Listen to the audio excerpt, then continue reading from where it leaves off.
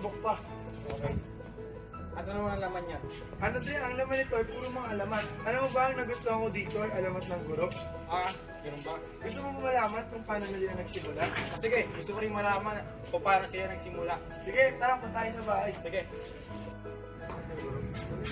Gusto mo find out? Sige. Dre, anong ginagawa niyo? Dre, diyan ka pala. Dre, bala ko sanang basahan si Jomel ng alamat ng guro. Gusto mo bang pakinggan tong kwento nito? Sige, Dre, sige mo. Tara, Dre. Sige, mabuha muna dito. Sige, boy. Ngayon, sisimulan ko ng pagbabasa. Ang alamat ng guro. Noong unang panahon, sa isang maliit na baryo na nagngangalan Santa Elena, mapayapang namumuhay ang mga tao doon. Kabilang na dito si Gumulgo. Siya ang isang anak ng pinakamagaling na karpintero sa bayan niyaon.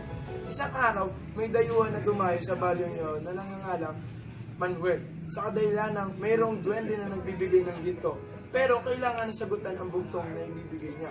Nang naglalakad siya, napansin niya ang mag-ama na nagpuputol ng isang puno. Sila Gumulgo pa lang nakita niya. Narinig niya ang pinag-uusapan ng mag-ama. Ama, paano nagkaroon ng puno sa kagubatan? Tanong ni Gumulgo. Walang nasagot sa kanya ang kanyang ama. Lumapit si Manuel at siya ang sumagot sa katanungan ni Gumulgo. At biglang kumalat ang usapan nila sa lahat ng tao. At nagtanong ang mga taong bayan sa kanya sa lahat ng kung ano-ano. Lahat ng yun ay nasagot niya. Pinili siyang mamuno sa baryo ng mga taong bayan, pero ayaw niya.